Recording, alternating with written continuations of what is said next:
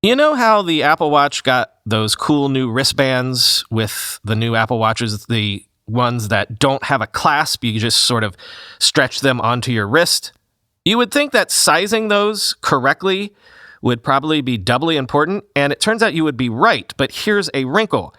Customers who chose the Solo Loop or Braided Solo Loop with a new Apple Watch 6 or Apple Watch SE, if the loop turns out not to be the right size, if it doesn't fit properly, those customers might have to return the entire Apple Watch, the whole kit and caboodle, just to get a new band with the proper size. Quoting MacRumors. Unfortunately, there are limited supplies of the new Apple Watch Series 6 models and the new bands, so customers forced to make a return are now having to wait from late October to late November for a new Apple Watch, depending on the model chosen.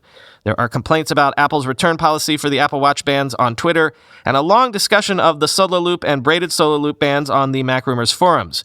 Apple Watch models that are not fitting properly must be returned in full, and Apple's online support staff has been offering no alternative. Because these bands are not adjustable, Apple sells each one in 9 different sizes to make sure each person gets a snug fit. To get the right size, Apple offers a printable tool, a PDF, and also measurement comparisons so you can estimate size, but it turns out that sizing isn't always accurate, end quote.